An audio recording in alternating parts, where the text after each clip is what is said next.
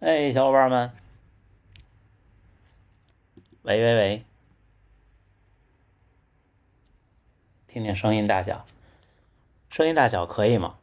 会很大吗？我听听啊，可以吗？会很，我听听啊，可以吗？会很，可以是吧？我听听啊，可以吗？因为声音太大，怕大家那个喇叭爆音。因为可以，好，大家好，大家好，他们都在说中午好，感谢各位啊，我尽量让 iPad 出话。哎呀，又是一个周末，大家下午好，下午好，中午好。还有，如果在我们有澳大利亚的小伙伴，澳大利亚的小伙伴现在应该是什么时候呢？应该是快晚上了，对吧？晚上好。然后欧洲的小伙伴是早晨好，不太可能有北美的小伙伴，北美小伙伴现在是后半夜。今天这件衣服是2018年伦敦马拉松的衣服，今天这件衣服是我多伦多，感谢您，感谢您啊，声音蛮好，感谢。中午好，中午好，大家。其实我后边这个坐垫是能够被看见的，太瘦了。咱们所有的直播都有录像，但是呢，我希望让大家能看到有字幕的版本，所以呢，每次直播完以后，我会干这么几件事儿。第一件事儿呢，就是大家直播的时候在哔哩哔哩发的弹幕，我都实时录下来了。这个录不是录的屏幕，是录的它的那个真实的数据，然后呢会生成。你们看到我之前的直播的那个录像，都是我生成上去的，等于跟你们现在看到的可能样式不一样。然后，然后另外的平台呢，它自己支持直播弹幕的回放。还有一点就是要做字幕，因为咱们这一个多小时我说的话挺多的，而且都是不像我平常的节目都是有一搭没一搭说的，而家属校对字幕还是挺难的。你们每天早晨看到的视频的字幕都是家属校对的。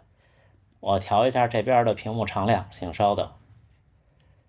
我刚跑完下午的跑步回来，我就北京时间1点16刚进门才处理完。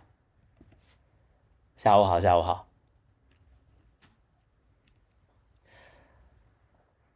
这两天有好多好消息，是不是？我看芝加哥跟柏林都出签了，对吧？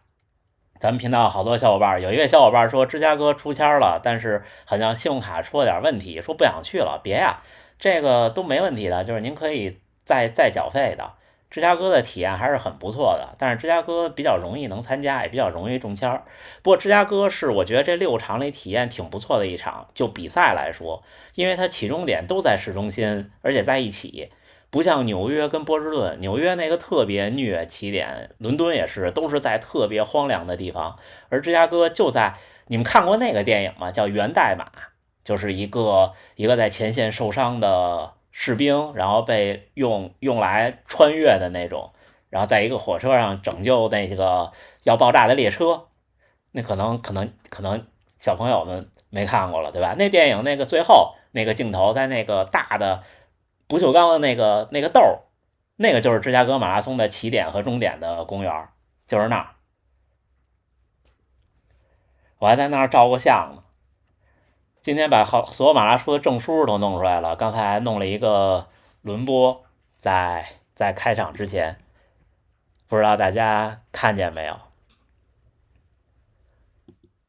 有好多呢，我往前弄一下，都是回忆19年的北京半马，那时候跑1小时23，就要死要活的了。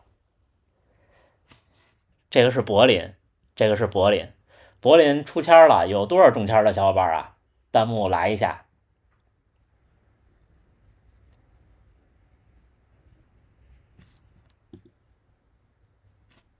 我看评论区有好多柏林中签的。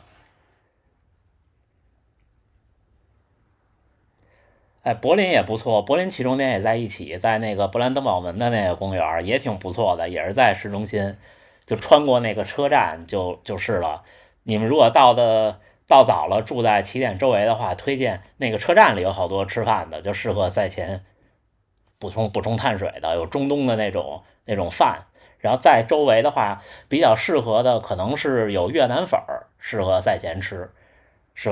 赛后就是烤猪肘，然后喝啤酒。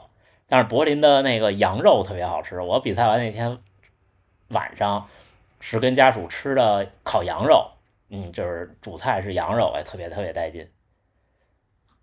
怎么看国内比赛日期的？什么意思呀？我觉得国内比赛日期这2年变好了。前几年我刚开始跑步那2年太保守，你看那时候北马在9月份太热了，现在感觉好一些。这周末明天是广州马拉松，还有奈良马拉松。广州马拉松我比较遗憾，刚开始跑步那几年老想去，然后抽过3次签都没抽中。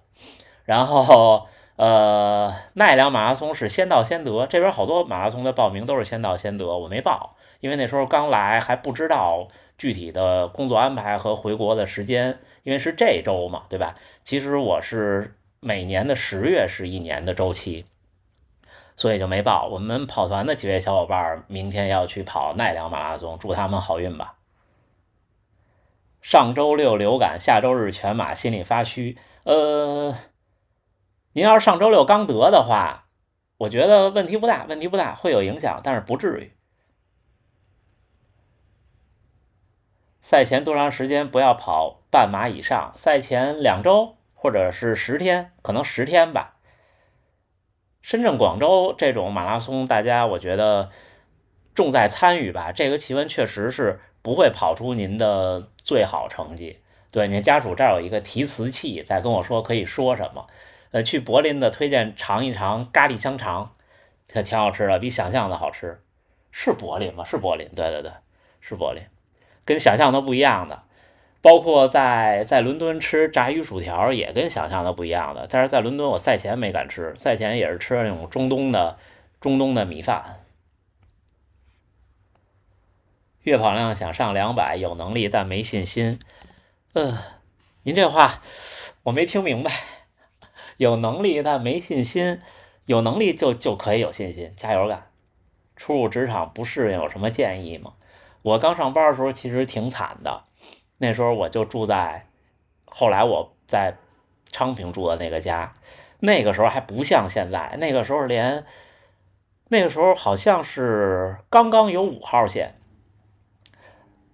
我在静园上班，静园就是广渠路3号，在北京的小伙伴应该都知道，在北京的特别东边。我每天早上起来驱车3个小时，每天通勤将近6个小时，公共汽车倒地铁，再倒地铁，再倒公共汽车。我这么干了4年之后，搬到了城里，还是接着干。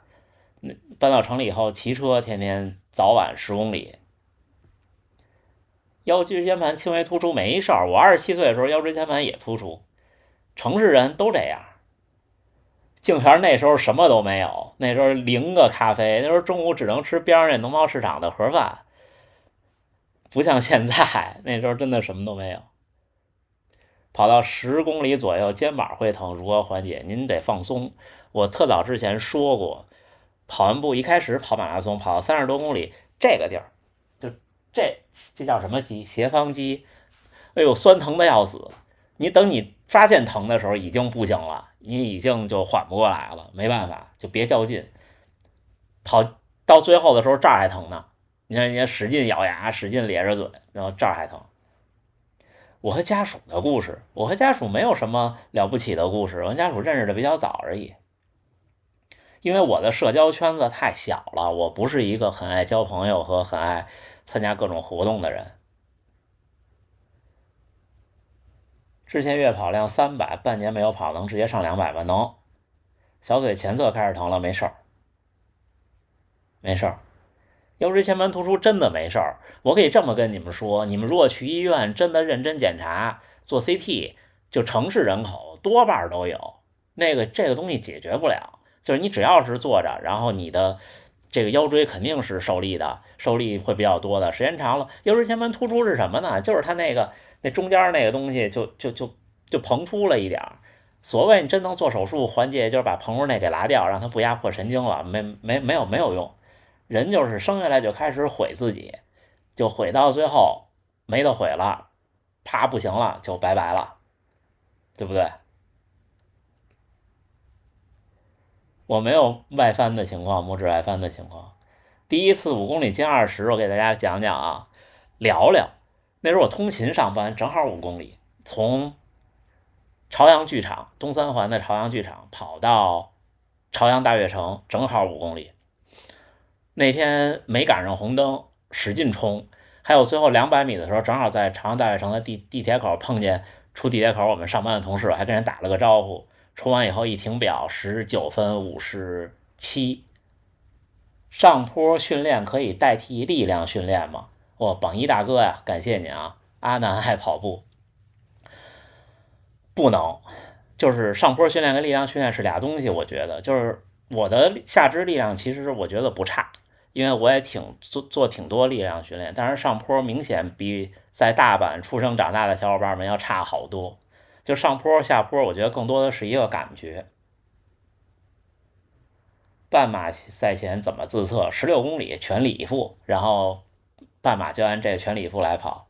穿了900公里还能穿吗？一双鞋要看您的体重。您要是我这体重的话，我一双鞋穿1600-1700都跟没穿似的，就无非就没那么大劲儿了。42岁半年月跑量到400了，冒进吗？要看您跑多快。一般到咱们这年纪就是耐力有余，然后速度不足。您如果像大河原先生似的慢慢跑，问题不大。但是我还是觉得跑量不是走斜线上升，是一个台阶一个台阶上升。您从100上到200，坚持2个月；从200上到300，再坚持2个月到3个月。感冒没发烧没问题，你只要不咳嗽，没有呼吸困难就没问题。因为有的时候，像大家认为感冒大多数都是上呼吸道感染，只要上呼吸道感染都没事儿。你要是影响到下呼吸道，可能还是得歇一歇。不过流感，我始终认为流感是比新冠厉害的。就我个人而言，我新冠就歇了7天，全休了7天，我就跑步了。我得一个流感，我得歇10天，弄不好有的时候。10公里50分钟的水平是不是只需要轻松跑？是的，我10公里第一次破50分钟是最后一届北京国际长跑节，跑到那个是哪儿啊？天坛那边，忘了是哪个体育场了，到嘴边了。推荐一款心率带，我觉得啊，高驰的那款臂带挺不错的。它的响应速度比 Paula 那款快，就是同样是臂带，但是大家如果一定要说 Paula 是金标准，跟胸带比会更准，但是我始终认为心率带的准与不准都是个位数之间的，不重要不重要。阿姆斯特丹没跑过呀，我一直想跑一次捷克，正在找机会。柏林、芝加哥都没中，柏林可以买名额，柏林有官方的名额。没有小白啊，想晨跑需要空腹吗？您可以试试，找找感觉。佳明可以用高驰的臂带，就是蓝牙连接。博哥，我11月22号142斤，减到今天133斤，每天通勤时，那手动给您点个赞。11月22号到现在，可以。还有就是体重这事儿啊，大家运动以后为什么体重会降呢？是因为你可能注意了饮食，然后你的盐和油吃的少了，你的就是身体里的水分多余的水分会下降。就像大河原先生从中国出差回来跟我说胖了8斤，你们还记得那天吧？其实肯定不全是肉，能有4斤肉就很了不起了。为什么叫黑影？就不知道，就当年突然一想就喜欢就叫了。跑过爱沙尼亚吗？没有，但是我对东欧的国家都很着迷，但是还没去过。对，2018伦敦。月跑量150附近怎么加到300？这个可能要经历180、230、280、300这么几个坎儿吧，我感觉。午休了，博哥，拜拜拜拜拜拜，午休。中午能睡着的小伙伴睡一次挺好。10月才开始跑步，明年大阪首次全马紧张。哇，那我们同场竞技了，小伙可以啊。大阪马拉松虽然它调整了一下赛道，但还是对成绩不友好。我刚才又去跑那大坡了，因为大阪城比我现在的这个地儿要高几十米，然后大阪城是起点和终点，之后它就在城里绕圈，所以你躲不过最后那个几十米的爬升，躲不过的。冬季跑半马需要服用盐丸吗？不需要。夏天半马也不需要。流感4天没跑，对跑步能力有影响吗？有影响啊，但是没事儿，你再恢复很快就能恢复。明年中旬我可能要去大阪探望亲戚，可以偶遇吗？明年中旬问题不大，可以可以。您要是问我明年10月以后，我不能保证，但是明年中旬肯定没问题，也没有出国的计划。步幅怎么增？这个我得请教各位，我是一个小步幅的选手。新西兰的马拉松应该很舒服啊，大阪马拉松见。不知道我以后不知道是不是一直在这儿，因为我是在工作。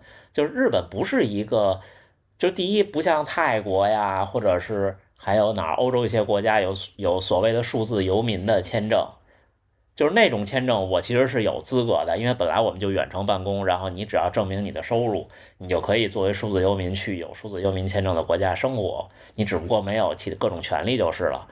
这儿不是这样的，这儿挺难的，这儿挺难的。B 站弹幕有长度限制，我来问一下，国内比赛日期怎么第一时间知道？看比赛的官网。那没办法呀，肯定有人比您知道的时间早，这个符合社会的情况。佛哥今天长距离跑了，跟你一样跑完不拉伸。对，长距离我觉得跑完30公里以上真的不要拉伸，拉伸完很容易受伤的。您还不如泡个澡呢。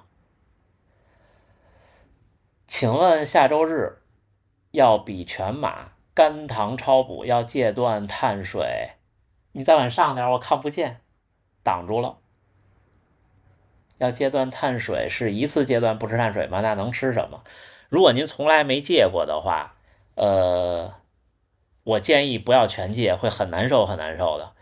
如果你有这个经验的话，就这样，周2开始降，周2降到平常的一半，然后呢，周3能不吃就不吃了，就包括早餐。早餐其实可以吃一点儿，但是能不吃就不吃了。吃肉啊，吃肉吃豆腐，然后吃菜，多吃菜。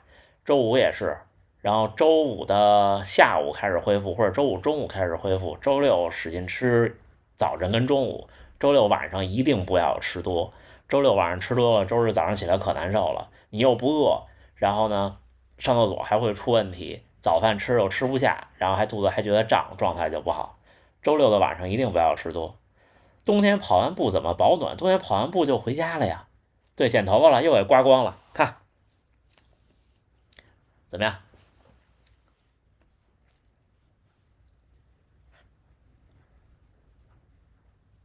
哼，步频怎么从183提到190？我不建议您提到190，因为我刚开始跑步的时候就是180左右，但是呢，为了提速，你将来肯定会越跑越快的。大部分人越跑越快的过程都是步频在变快，您就顺其自然。我没喝过魔爪，抱歉啊，但是我喝过红牛，可以的。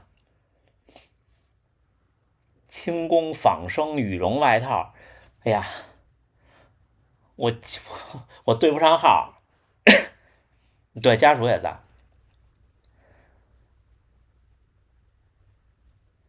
最大摄氧量一直不涨，是跑得太慢了吗？不要相信手表那最大摄氧量，它就是跟您最近训练的状态来告诉你的，包括 Stride 的阈值功率，这些都不是非常可信。另外一位叫什么 Keep Tony 吉普托尼，您好，一周一次间歇，一次12到16K，一次20到24K，剩4周长距离拉到30到32K，其他5分多慢跑40到50分钟，这样走20周，20周的课表那是5个月对吧？准备一场马拉松，我建议 OK，您只要能坚持住的话，您如果能够做到这个课表，并且不慢的话，那您的成绩应该会很不错，很不错。推荐一顶帽子呀，我发现现在帽子有2种逻辑，一种就是 Nike 这种逻辑，我觉得其实挺好的，就是你们注意看它不是那么的扁，就是这儿有点这儿挺高的。然后轻功那个帽子，我个人认为就有点像阿迪达斯的那个帽子，就是它有点扁，就这块显得特矮，我不太喜那种款式，我不太喜欢，因为不太适合我，因为我脑袋顶太平了。其他的都还好，都差不多，只要是跑步帽子都差不多。下回北京可以奥森或者2环偶遇，可以啊。就是我春节回北京是奥森、朝阳公园、2环和故宫都会跑，但是我不太期望2环和故宫跟太多人一起跑，因为有安全因素，毕竟它还是有机动车跟电瓶车。我们可以最好还是约在公园。现在日语学的怎么样了？就你好、谢谢、对不起、再见嘛，这肯定没问题。那次我们在马耳他生活那同事，前段时间回北京，因为探亲，说一下就慌了，一出那个酒店门，然后被电瓶车吓坏了，跟不上那个电瓶车的速度，说好久没见过电瓶车了。我估计我也是，咳嗽可以跑步吗？是这样，就是如果不是那种特严重的被动的咳嗽，就是忍不住的，我觉得没问题。955橡胶表带感觉硬，可以推荐一下表带吗？这个我不是太有经验，不过955确实是挺大的，现在看起来。首马、重庆和无锡，无锡啊，无锡可能会稍微好跑一点。场地和路跑怎么选择？跑强度课的时候，变速啊、间歇呀，建议放在场地。回北京什么配速？那要是约小伙伴们在公园跑，肯定是一个很慢的配速了。O 型腿影响长距离吗？不影响。大部分普通人，只要您不是那种眼见可见的，抱歉啊，我只能说俩字缺陷的话，大部分情况下都能够做到普通人的极限，不差那一点。在新手期过去，好久没跑出自己的 PB 了，我也是啊。视频中里程的进度条怎么搞出来的？就用软件呀。我1公里已经近3分40了，步频195，步幅136，那您很优秀。有没有跑过香港？没有，但是有想法，只能说有想法，但是应该不会是首选，应该不会是首选。就是为什么呢？我其实是个要求数据挺精确那种人，跑芝加哥的时候就有点难受。芝加哥刚起跑就是一个巨长的地下隧道，等于第1公里 GPS 就是不对的。哎呀，这心里这难受，特别难受，真心的。所以您能理解。Insta 360自动生成那个，您自己玩一玩可以，做我这种视频不行的。我今天还跟节目里聊，跟家主聊，你们看我之前用 Final Cut 来做最终的剪辑，Final Cut 就是买的正版的，然后达芬奇现在又换，我想努力试试调色，因为我在用 iPhone 拍一个每周一发的节目，之后就是做数据，做数据一开始呢是找开源项目来自己生成，因为这个没有什么秘密，就是你每次训练完以后，你下载那个.fit 格式的文件，它是有标准的文件协议的，就是你能够它里边有记录了你这一次训练所有的数据，是能够被解析出来，并且生成成屏幕上那些码表的东西的。然后只不过有的生成的好看，有的不好看。然后后来有一阵用佳明的那个，但是佳明那个年久失修，都已经好几年不更新了，不好看，而且功能受限。现在用一个付费的，付费的不便宜呢，付费的一年几百块呢。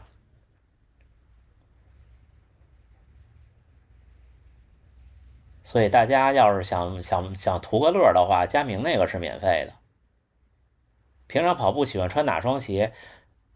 说实话，现在训练最舒服的就是特步的10X 3.0 Pro，最舒服的。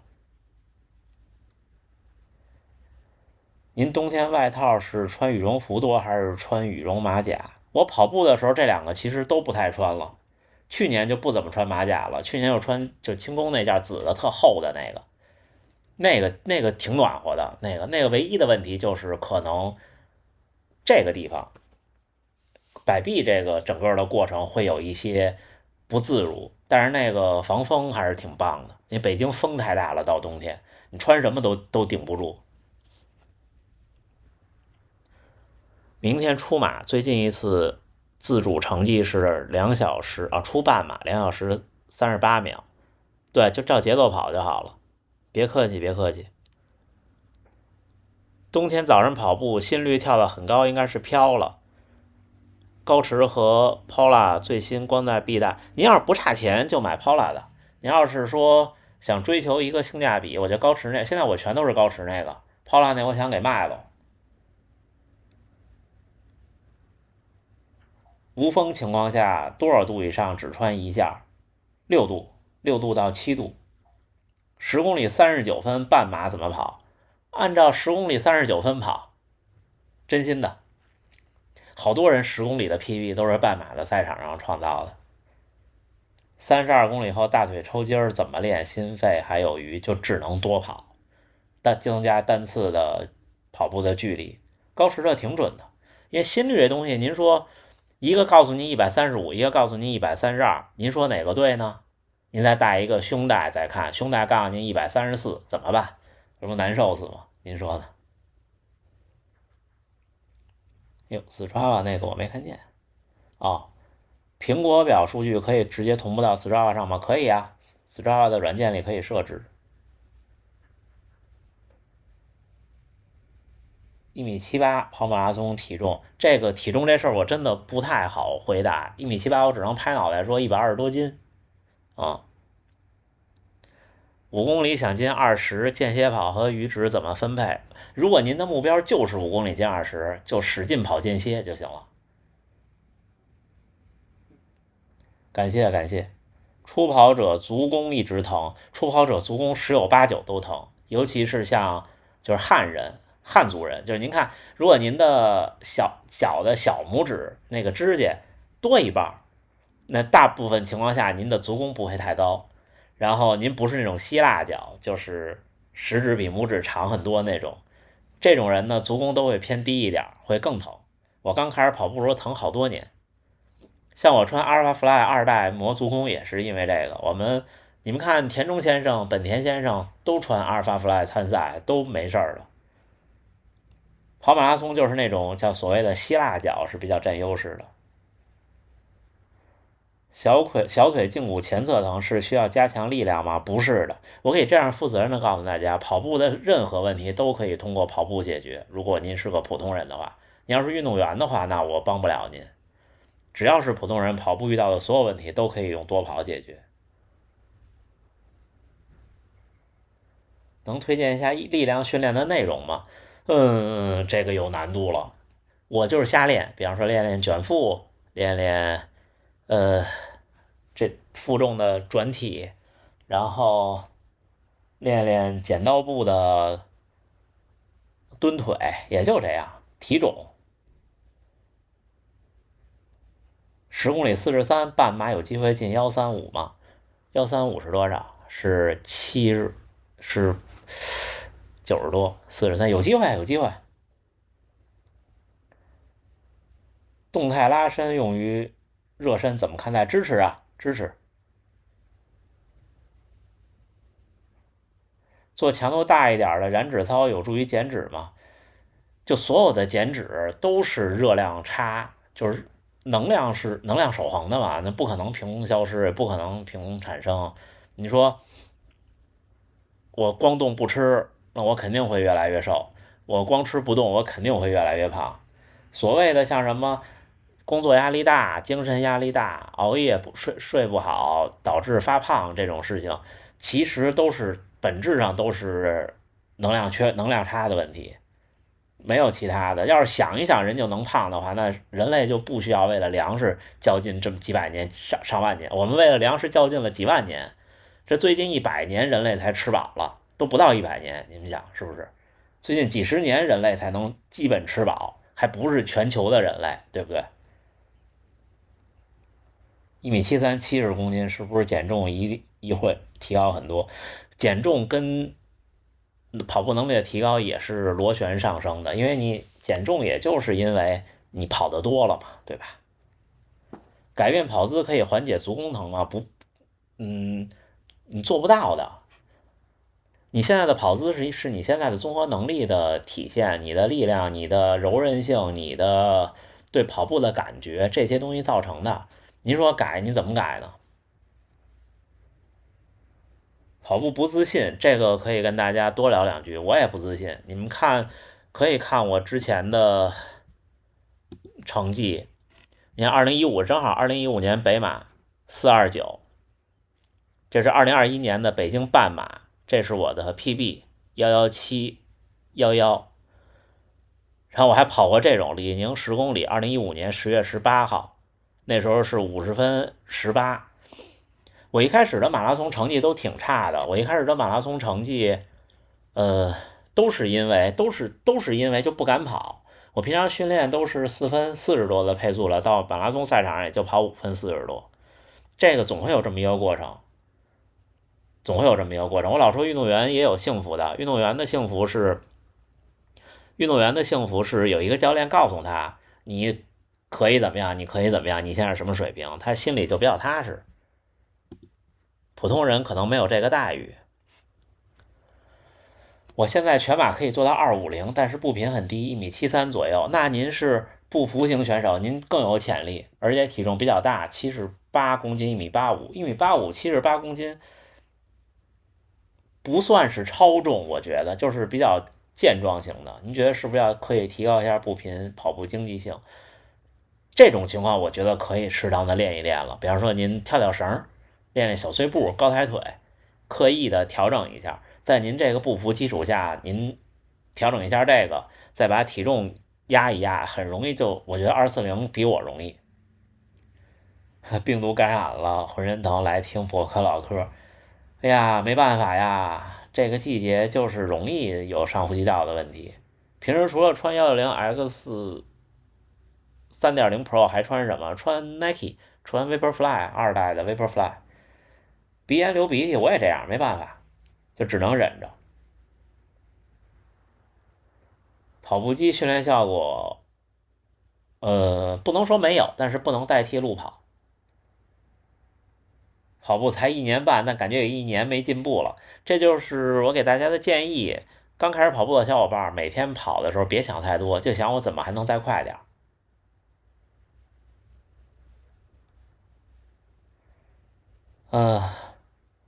止疼膏是什么牌子的？哎呦，这没在，麻烦家属给拿一下，再给大家看一下。我不好站起来。没事儿，你看到卡没事儿，因为咱们这是网络问题，大家看应该是不卡的。你们看不卡吧？就这个，刚才卡了是吧？啊，那没办法，因为我这儿这个推流，你们看 B 站肯定是的，对吧？大家能理解。这个现在好了吗？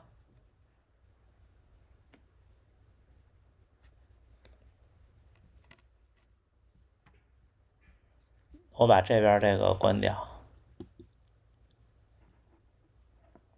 现在不卡了啊，可能网络抖动了一下，因为哔哩哔哩在这边，就我每天上传视频也是，他们买的 CDN，我猜是按照那个闲时跟忙时的那个流量来买的。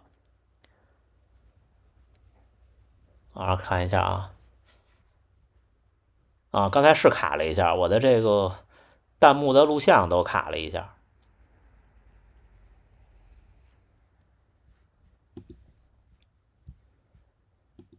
大家稍等一下，我看一下我的弹幕的录像，别到时候给大家重放的时候没有。大家稍等。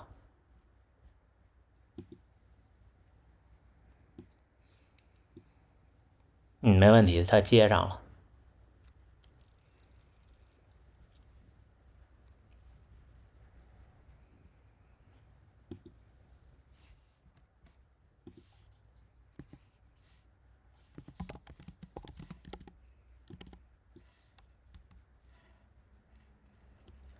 今天直播到几点？还是北京时间的2:45。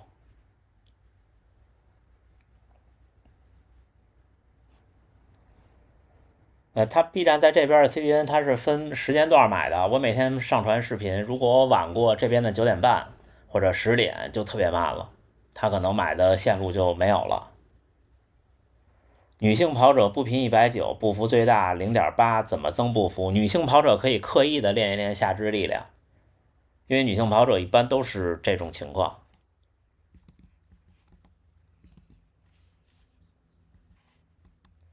每天看你的视频跑步特有劲儿，加油干！那感谢您，感谢您，加油干，加油干！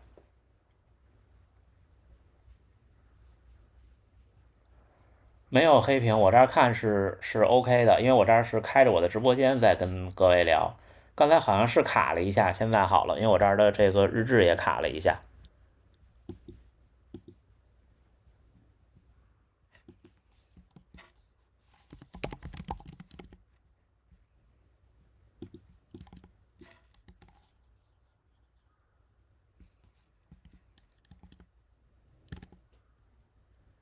初跑者跑步怎么才能练满分？明年中考1000米。哎呀，1000米其实很简单，小朋友，就是您现在还小，您觉得1000米很长，其实1000米跑进满分，现在1000米满分是多少？还是3分45吗？还是3分43？我不知道。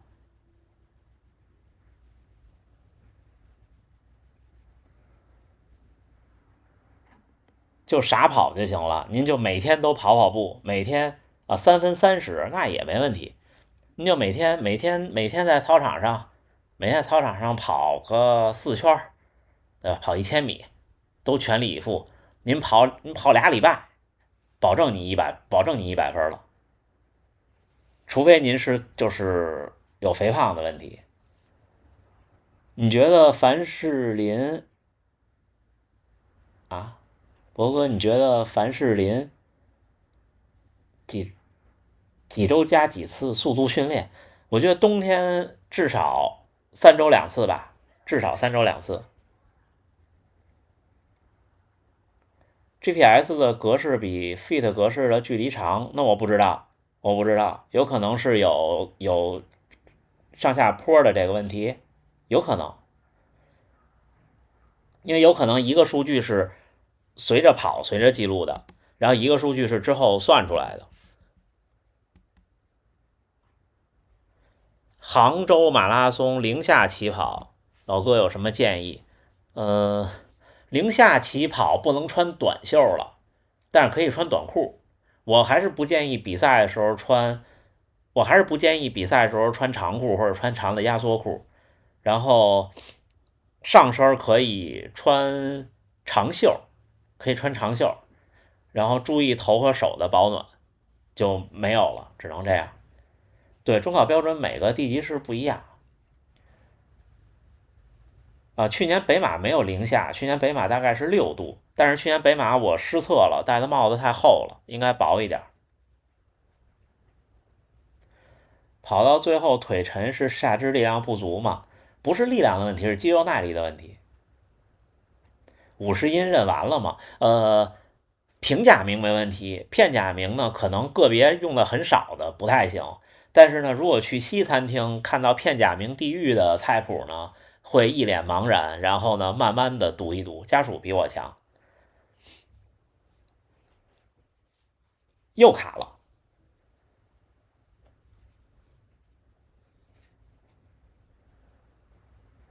今天这个网络可能回头我想想办法，因为是这样，我其实是可以用北京的 IP 的，或者用国内的 IP 的，但是我不敢这么做，我怕给我封了，大家能理解吧？如果用国内的 IP 呢，是这样的，是就可能大家看到的还能更清楚一点，因为它那个推流给我的带宽可能就不一样了。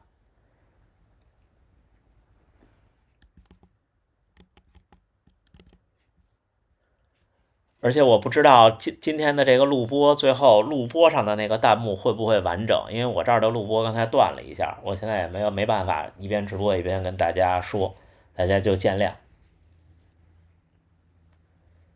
比赛不建议穿长裤的原因，比赛穿长裤的话，全程马拉松对小腿不友好，可能会增加腿的疲劳。就是你任何东西放大到42公里都太长了，你每一步多一点阻力都不好。我还不太建议比赛穿压缩裤，我觉得比赛要穿半弹，就是没有太大压缩感的那种，压缩裤也不适合比赛。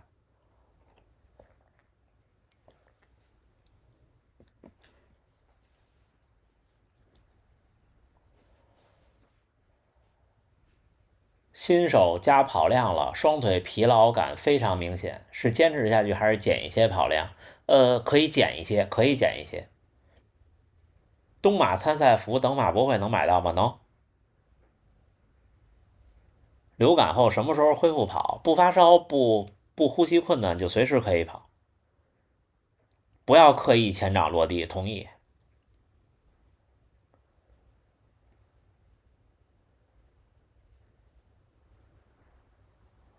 压缩腿套，压缩腿套，我觉得我个人认为没用，但是它会不会变坏，我不好说。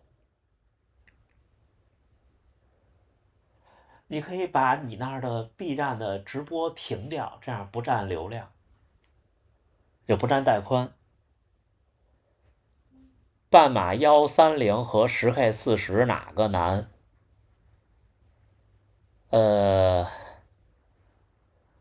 ？130难，我觉得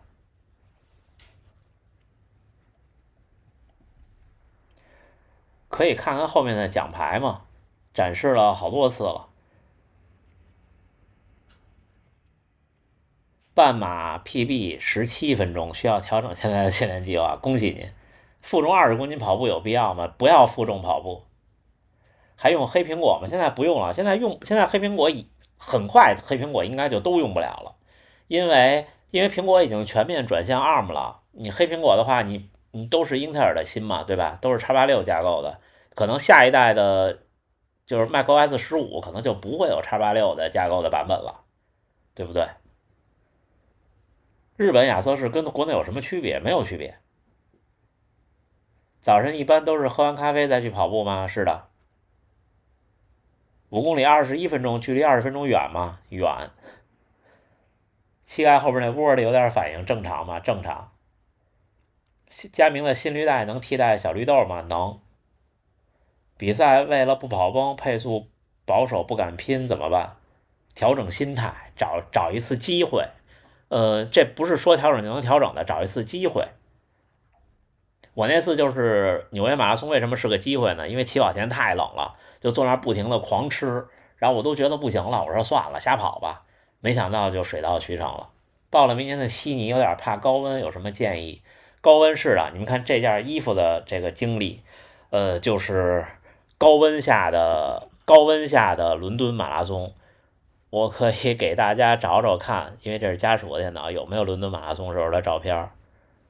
应该是有的。我看看啊，怎么给大家共享一下。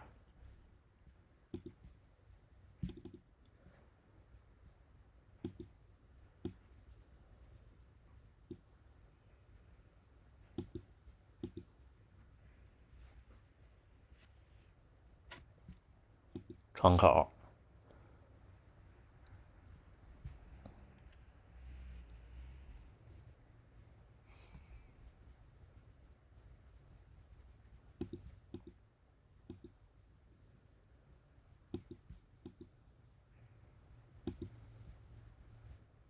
可以了。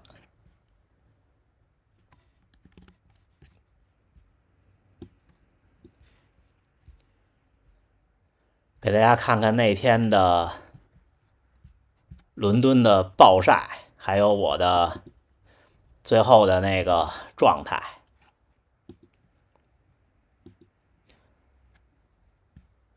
能看见吗？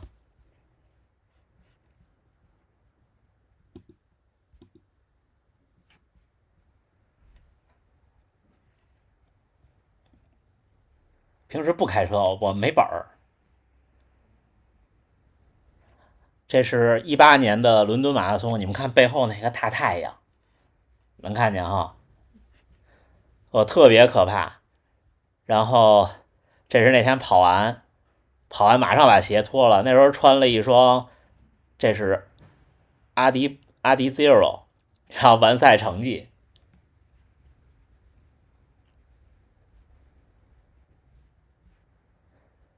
你们看看那天彻底的崩了，一开始按照5分的配速在跑，头上是导汗带，那时候比现在还胖。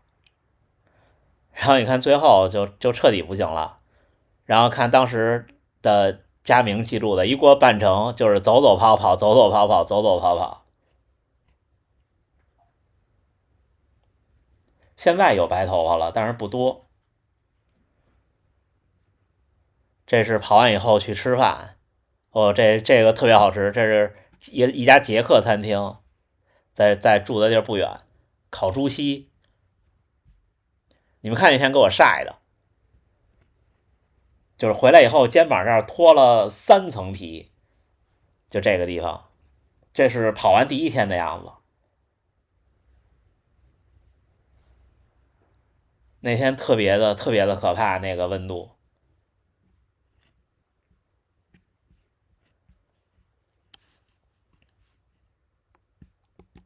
好，把这个停掉。好，我又出现了。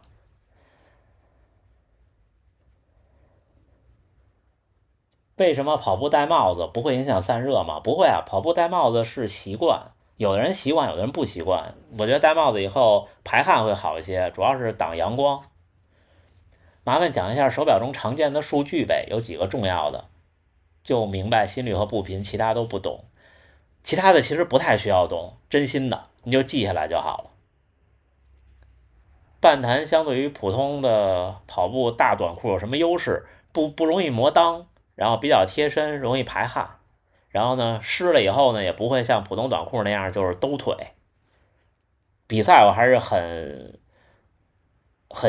推荐半弹的，不推荐穿普通短裤。芝加哥马拉松有什么需要注意的吗？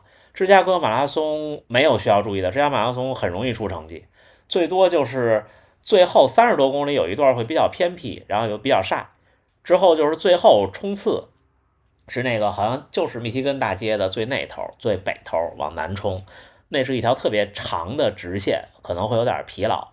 然后最后的那个小拐弯到终点之前有一个上坡，就没有了。我现在全马可以做到，哎，这个我好像回过。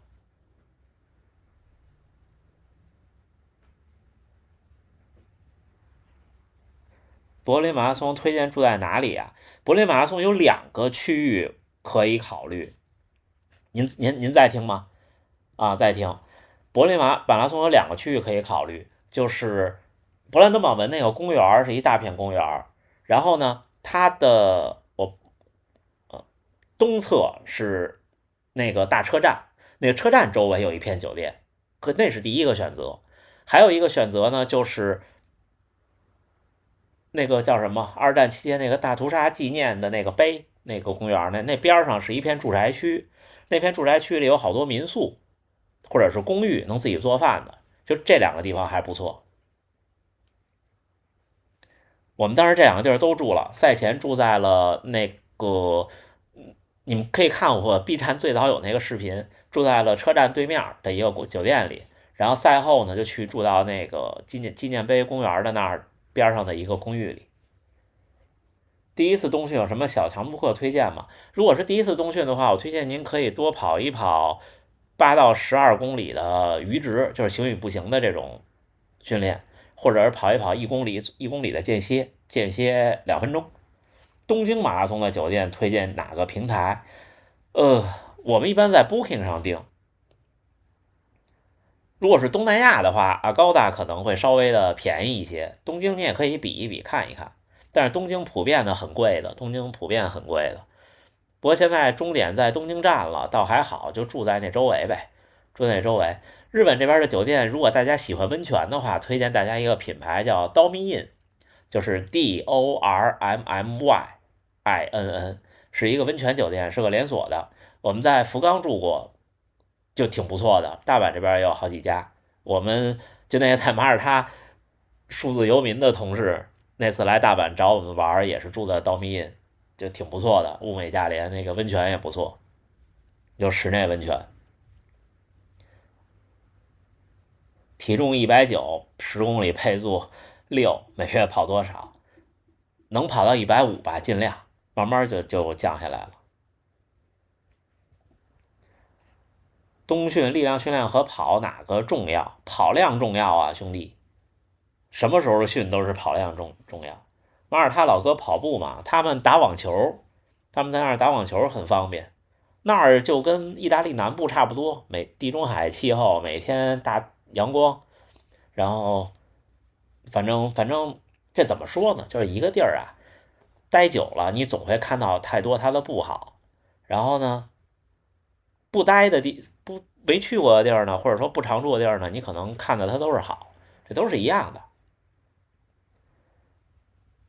但是现在你说能有数字游民的国家挺多的了，我看今年都在说这个事儿，就是如果远程办公或者是说自雇什么的，想世界各地看一看，现在挺容易的，现在挺容易，因为现在人工智能也有，翻译越来越准，我觉得都问题不大。我还是觉得我人生的目标就是多去不同的地儿看一看，真心的。博格全马的匀速跑还是前32公里压速度。我理解您的意思，匀速跑测试过100米吗？没有，但是我上高中的时候运动会拿过一次200米的冠军，好像是跑了27秒，哈哈哈。那时候我们租的那个联合大学在北三环还是北四环那个校区办的运动会。平时吃什么水果或食物嘛？我一般水果吃苹果和橘子，食物没有什么特别的。准备在日本待多长时间要看工作。我其实挺希望在这边能多生活个2年，但是就是我所说，日本不是个移民国家，你必须得是就是你这得先经营好，对不对？是有难度的，是有难度的。这儿生活成本还行，真的还行。如果您在北京或者在上海也租房住的话，在这儿应该是比北京、上海便宜多了。如果像我在北京不租房住呢，会多一个住房成本，其他还好。我那天他们跟我说，马耳他的同事跟我说，到那儿就是你能证明一个月有多少收入，好像几千人民币就行，就能拿1年的数字游民的签证，我都动心了。但是这儿放不开啊。去西语系的国家，比方说葡萄牙跟西班牙玩1年呢，也不是没想过。因为家属是球迷，我原来也是球迷，但是就只停留在了就是利物浦反转 AC 米兰欧冠那1年，我就不看球了。哈哈哈。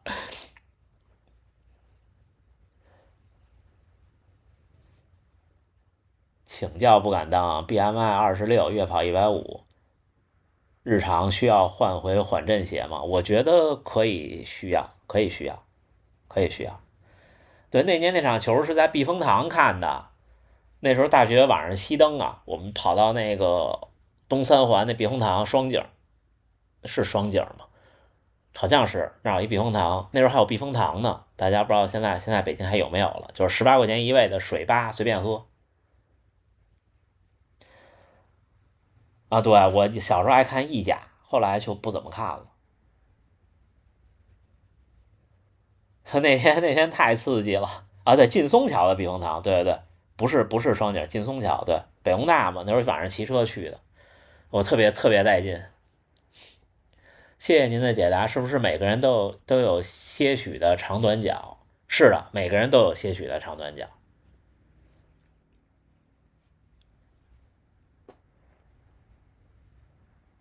初跑7个月需要大量控制心率的有氧基础吗？不需要。就一开始大家现在都说要控制心率啊，要怎么样啊？我是不认同的。我认为，呃，我认为初跑应该，如果您确定您没有基础病的话，应该一直想办法怎么能快一点。我那时候刚开始跑步的时候，每天心率都170、180，那时候有一阵儿天天5公里 PB，对，你也控制不住。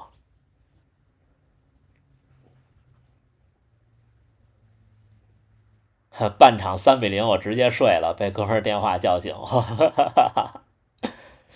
纽约马拉松纽约那次有多冷？纽约那次其实气温不低，气温有9度好像是，但是呢，它起点那个岛，如果您要跑纽约马拉松，一定带那种完全不透风的毯子，把自己裹在那儿，因为第一等的时间太长了，第二那个岛就是它临海，然后风特别的大，然后你第三是没有室内。当然了，如果您是美联航的 VIP，或者是就有几个美国公司的 VIP，您是 VIP 的话，会有室内的休息室。我不是 VIP 啊，特别冷，老外们都受不了，就把自己裹得跟粽子似的。我看看我有没有纽约的照片跟大家分享，应该是有的，哈哈。我觉得跟大家分享分享照片也是挺有意思的，是不是？给大家看看起点的我，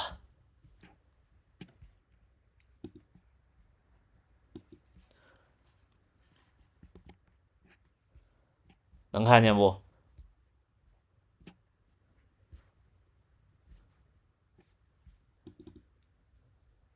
这是赛前的定妆。普通跑者可以驾驭阿尔法 Fly 3吗？阿尔法 Fly 3，我回北京有机会可以穿到，到时候再跟您聊。能看到吧？这是纽约马拉松赛前的定妆，这就是那天破了的那件背心儿。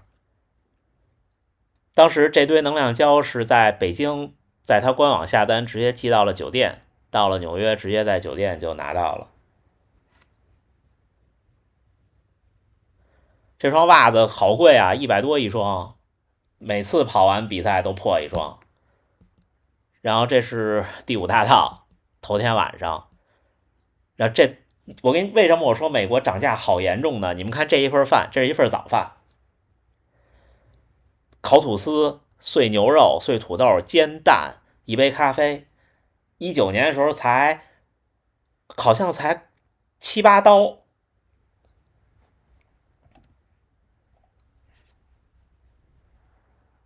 好像才7-8刀。波士顿这次去这一份得17-8刀，可能都不止。然后这是早上起来我去跑步，看见某一个酒店可能是旅游团来的，正准备去热身起跑。哎，怎么突然没弹幕了？没断吧？好像又断了一下。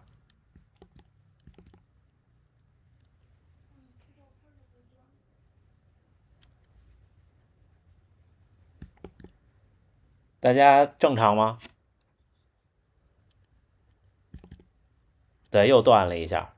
对，好像是家属说的对，可能切一下就会卡一下。然后这个就是纽约路跑协会门口，也是有个什么活动。这就是路跑协会门口，那时候哪都在施工。这是2019年拍的，这就是那天没忍心买那双鞋，就这个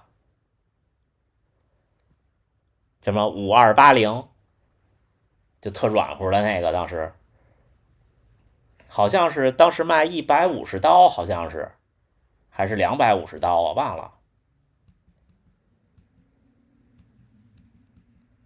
您拍了好多有意思的照片。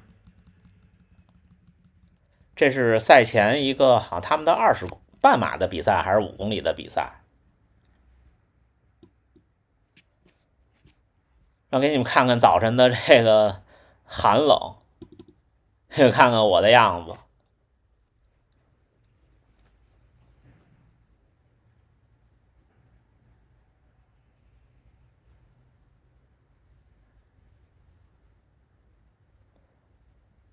呵呵呵，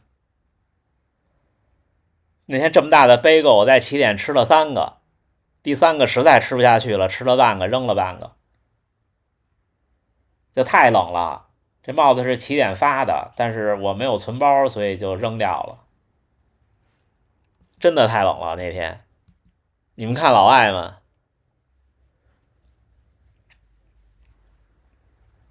这都发过视频。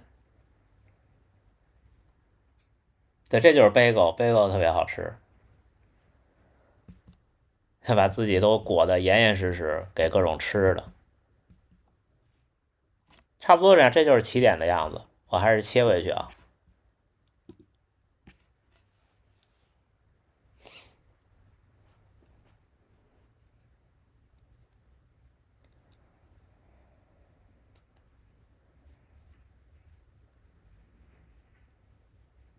家属也戴眼镜，他比我度数还高呢。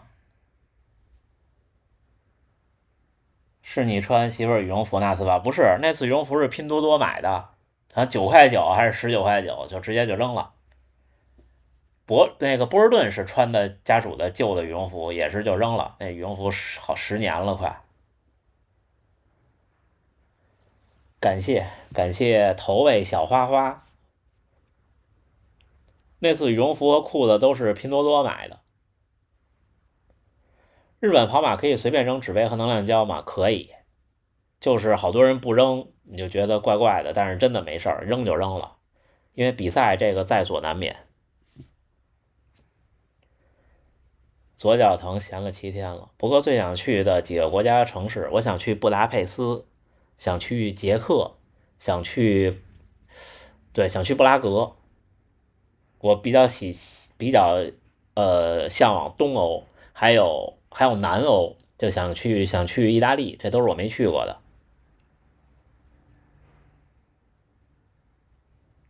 博哥最开始追求速度，您哪个阶段追求量的？2019年了得。请问佩斯3如何设置心率区间？这个我没有经验，您就可以按照您的最大心率，让它给你算出来。还有就是月跑量160左右，需要吃蛋白粉吗？完全不需要，就普通人月跑量多少都不需要。您现在跑步不抽筋了吗？不抽筋。博哥您好，因为工作原因不能上间歇，跑间加速跑能维持速度能力吗？可以，就是效果没有那么明显。没有碳板的鞋喜欢穿什么？最近不是有传闻那个 Turbo Zoom X Turbo 又要上了吗？那双鞋还不错。国外比赛吐痰的多吗？日本不多，欧洲、美国挺多的，都一样，大家都是人，对不对？但是呢，就是我们本着互相尊重的原则，是起跑的时候人特多的时候不要吐痰。和厦门马拉松的时候，刚起跑一老哥啪一口，我马上一抬脚，那老哥特别不好意思，还跟我道了句歉。但是那个人的密度，你只要往地下吐，很有可能吐到别人的。你跑起来，你到赛中了那无所谓啊，你就算碰到别人身上，大家都可以理解。跑步的时候两只脚容易打在一起，我有时候也会，谁都会，就看如果你有时候非常频繁了，你可能就是疲劳了。刚穿碳板或尼龙板腿疼是肌肉能力太差吗？我猜是这意思啊。是的，速度降不下去的长距离后，第2天恢复不过来。是的，慢跑真的可以恢复身体，脚不疼了，恭喜您。跑步有些驼背，走路也是，怎么破？哎呀，贝佳不知道这个品牌现在还有没有？这个您不用太在意，如果您的体态是这样的话，做一做对应体态的训练，您去搜一搜。索康尼其实我真的没有穿着跑过步，很少的。这买了以后就是休闲跑穿，跑3休1可以吗？可以。追求量是堆慢点还是超长距离，还是维持速度远点？维持速度远点。我明年柏林不去，明年没报名，因为现在在这儿好些时间真的不好说，所以明年的比赛除了年初的2场大阪，一场半马，一场全马，我都没报名。请问全马破4月跑量多少合适？200到230足够了。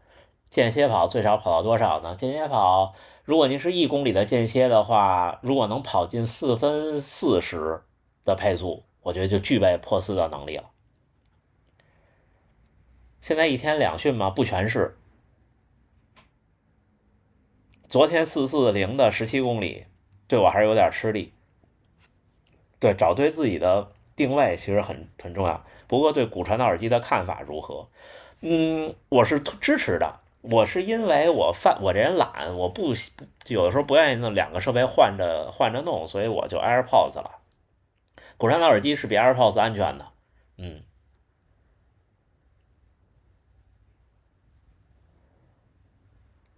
脂肪垫炎疼怎么办？就是前脚掌这儿吧。我有一阵儿也这样，大概我跑步第3年的时候疼了2月，后来就再也不疼了。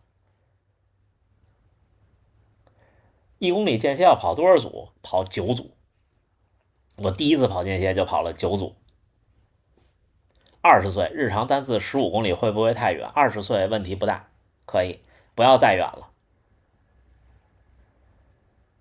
感谢各位点赞。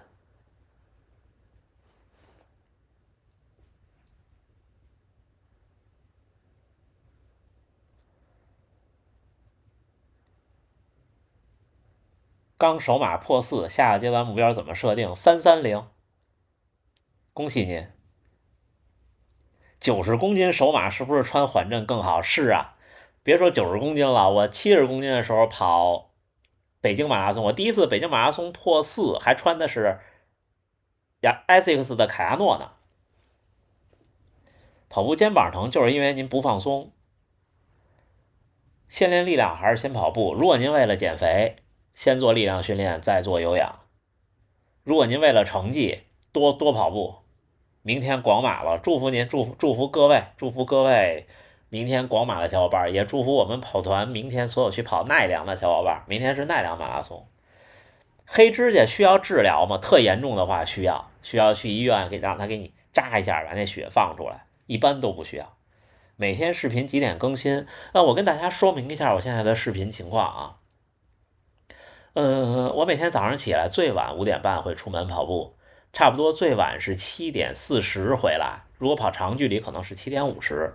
回来之后呢，我会把我的相机插在电脑上，开始把视频导到电脑上。同时呢，我洗一洗，然后吃饭。吃完饭呢，可能大概是8点10分到8点1刻，我去剪辑。这个时候呢，要做几件事。第一件事，生成那个码表数据的浮层，这个过程大概需要半个小时，机器要处理大概20分钟到半个小时。之后呢，就是把所有视频都堆到剪辑软件里剪，掐头去尾，做转场，然后配那个浮层，调明暗，然后再最后套个 LUT， 然后呢再生成音频，丢给家属弄字幕。家属一边弄字幕呢，我这边最后再把视频的声音全调到一样的这个叫什么一样的大小，之后再生成视频。生成完视频，家属字幕差不多也做完了，这时候上传 B 站呢，在我这边因为这边上传 B 站比较慢，大概有个2兆每秒，我每部视频大概生成完是700-800兆900兆的样子。等于上传完 B 站，填完各种信息，就是等着 B 站审核。B 站的审核其实是分2个过程的，一个过程是它要转码，它的后端服务器要转码。你们看到 HDR 总会特晚，就是因为它转码特慢。然后审核一般不会都走到人工，一般就是10分钟。所以从传完、点完、确定到能发布，中位数的时间大概是半个小时，差不多就这流程。所以怎么看，每天日本时间的9点半是个极限，北京时间的8点半，差不多就是这样。我说清楚了吗？还有一个做封面的时间，但是封面现在做的比较快，都是在视频生成的过程中做。好，还有6分钟。对欧洲、美国和日本的参赛氛围各怎么看？美国最好，纽约和波士顿是气氛最好的两场，我跑过的。然后其次是伦敦。美国和欧洲的比赛会比较自由，也不封这个观众，什么都不封，就很自由。然后卫生间也很充足。日本呢跟国内差不多，只不过日本比国内有秩序一些，仅此而已。它也是谨小慎微，只能说是谨小慎微吧。那东京马拉松在防疫的过程中，就是不是今年这场，上一场的时候，只允许路边的观众鼓掌，不允许喊都，然后就真的没人喊。你们想象一下，广马这温度估计今年最难跑了，理解。厦门也是，所以广州、厦门的比赛不一定能出好成绩。手半马130进步到120多久？那您是有天赋，可能用不了多久，这我不好说的。小腿前侧疼，需要停强度只轻松跑道不疼吗？您可以试试，就是您自己掌握一个强度，掌握到什么强度呢？就是跑完以后没有更严重就 OK。跑到最后说耳朵进水的感觉，我也有过，我只有过一次，就是那次长居公园的半马，就28度那次，就跑完耳鸣了，就是你说明你真的已经是极限了，要注意休息。全马中不同阶段怎么控心率？全马控不了心率，兄弟，全马真的不能控，你做不到的，你就全力以赴就好了。边听直播边跑10公里啊，那慢跑哈还行，哈哈哈哈。月跑200多久全马能进4小时？用不了一年，用不了一年。全马255 1.6K 间歇，冬天只能跑到339，那不慢了，可以了，可以了，可以了。你让我现在跑 1.6K 的间歇，也就是339，真的。今年跑了雅典马拉松，虽然雅典马拉松现在不是个有名的马拉松，但是很有意义。有时隔早有重要训练或比赛，前晚真的完全无法入睡，是会有这种情况。比赛前一晚的睡眠可以考虑有药物辅助，可以考虑。跑起来一跳一跳的，这您慢慢控制。还有3分钟哦，做的又，我也有腰椎间盘突出，我做一会儿腰也不舒服。我胖那时候严重的时候，大腿会带着小腿有一种麻麻的感觉，瘦了以后就好了。左脚掌边缘肌肉疼是足底炎症吗？这不好说，大部分都是韧带和关节强度不够。看过什么跑步方面的书吗？没有，真的没有。我看过大破节的那本书，但是都是自传形式的，还有村上春树这种，就不是技术型的书。放射性发麻，对对对对对。半程掉速多厉害？要多跑长距离吗？要多跑一跑12到16公里的行与步行之间。明天广州20多度，一定要注意安全，一定要注意安全，一定要注意安全。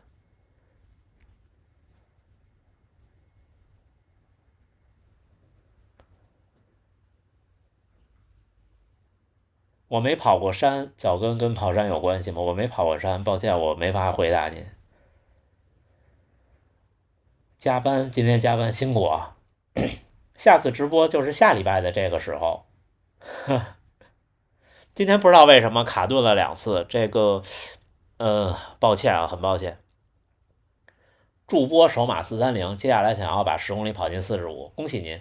明天跑夏威夷檀香山马拉松啊，祝您好运！但是我没有去过夏威夷，不过头些年我对那个科纳世锦赛铁人三项226公里那个很感兴趣，但是后来就放弃了。体重啊，现在110多斤，113。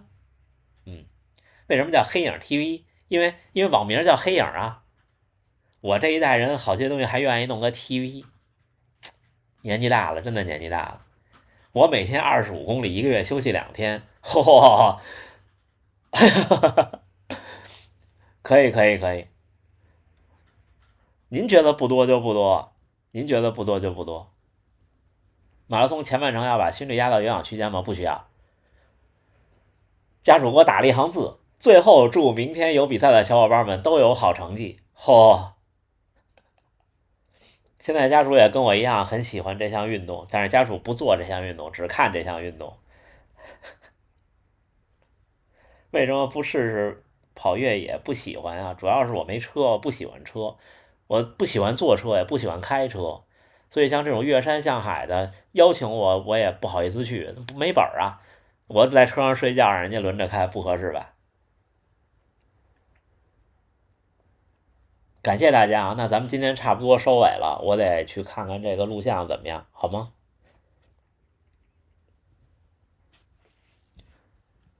感谢各位，感谢各位。咱们这个直播没有什么主题，就是跟大家闲聊，我也称不上答疑解惑，只能说分享一下我一些不成熟的经验。有些呢我能说的比较确定，有些也不能，可能呢中间会有很多的错误，大家都见谅，好吗？家属不出镜，大家最后还是祝大家努力生活，健康平安吧。他们都在说拜拜，感谢各位，感谢各位。那我们今天就这样，好吗？明天的视频见，明天是我第3个训练日，明天各位跑马拉松，我跟各位一起训练。那我们拜拜，加油干，咱们明儿见。